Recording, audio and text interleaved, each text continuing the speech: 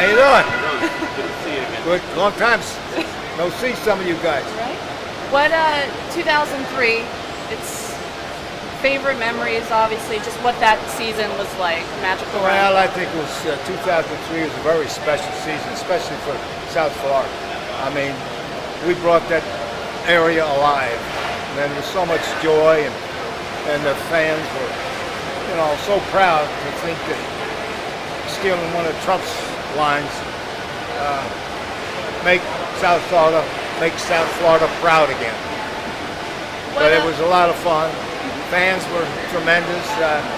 As I will mention today in the speech, that you were our 10th player, and the fans pushed us all the way. And I hope they'll do the same thing with this young, exciting team that they have here now.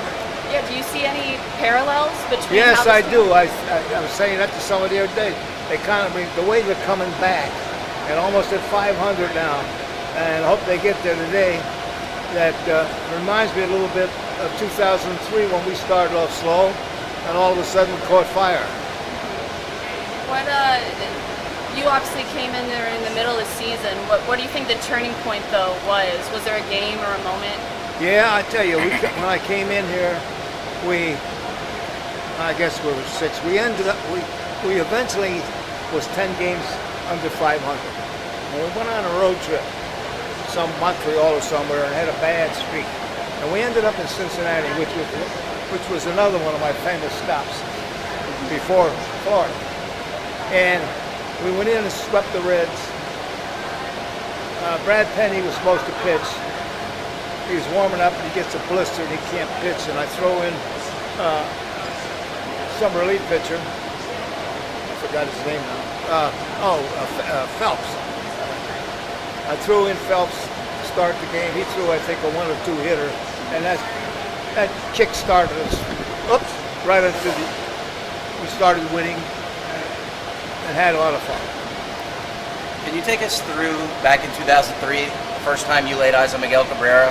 And did you know at that time when he came up as a 20-year-old that he was going to be special? Yeah, well, I'll tell you something. When I was at a baseball, and through my friend Bill Beck, who's the traveling secretary, I came down one spring training to see him play. Went over at Milborn, and at the game, there was a split squad.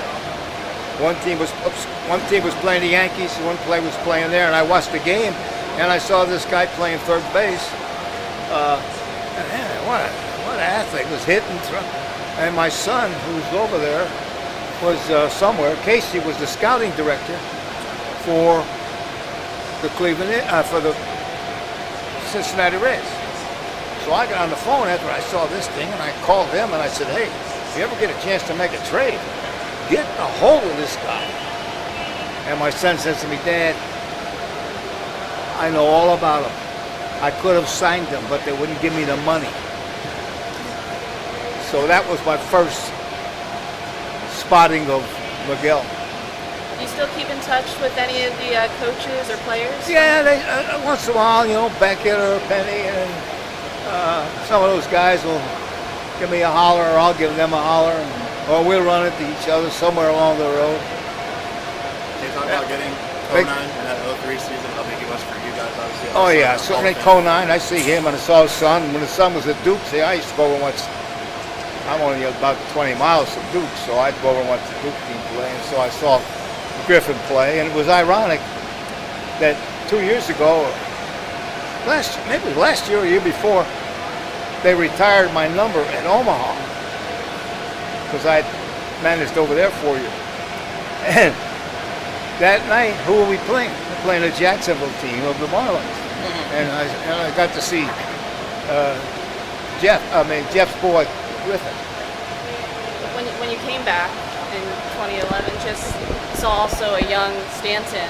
Well, I came back in 11. That was Jeffrey Lurie after what's the name quit. In fact, I was going to church. I was at church that day, and I got back home from church, and my wife says, "Jeffrey's called you." I said, "Oh," and I just saw where Rodriguez had resigned. I said, "Oh no," because they didn't have a very good team. And he said, "Hey, I want you to do me a favor." I said, "Oh, okay. I would at least keep things calm down there." I said, okay, I'll do it for the balance of the season. And that's the only losing part I ever had in my career. We'll do a couple more questions. You know something? I'm the only manager here that's had a winning record during the stint. Jack, in 2003 in the World Series, there was a lot of controversy when you made the decision of putting Josh Beckett to start the sixth game, and now with the way baseball's going nowadays, and they asked you, you said, I'm not going to wait for a seventh game, I'm going with Beckett. Well, in all due respect to Mark Redmond, our pitcher, who won 18 games, I think, we played the playoffs and the Cubs bombed him. He started one game against the Yankees bombed him. And he was the kind of pitcher that the Yankees would hit. Now we're down to we're going into New York, up 3-2, and it's Redmond's turn to pitch, and I said, I can't. So I called the kid Beckett in, and I said, hey, what do you think about it? I'm thinking about pitch you in 3 days rest. He said, let me go out and throw. He went out and threw a bullpen. He said, I'm your guy. That's all I need to hear. So I had made him. So now, being kind of politically correct, I went around and asked all the wheels in our organization, what do you think of the... Well, I don't know. I said, well, I don't care whether you know or not, he's going to pitch. So after he goes and pitches a shutout against the Yankees, oh, man, hey, I was with you all the way, yeah, Take us. But it takes guts, because let me see, I grew up in New York, and I was a Yankee fan. And the mystique with the Yankees is something that, hey, you get them in the seventh game of the World Series, something always good happens to the Yankees. So we're in game 6, and I said, hey, I'm not going to pitch somebody and hope that I can get to game 7. I'm going to go to game 6, and if we don't win that one, we at least got a chance for game 7. But I'm shooting the works. I want to end it now.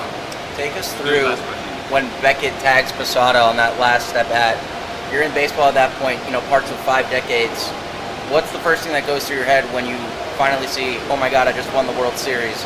You went with Kansas City or San Diego in '84. You were in Kansas City, Cincinnati. When I was manager and general manager of the Padres for those 11 years, Ray Kroc was the owner of the team, and his philosophy was persistence is the key to success, and dreams do come true.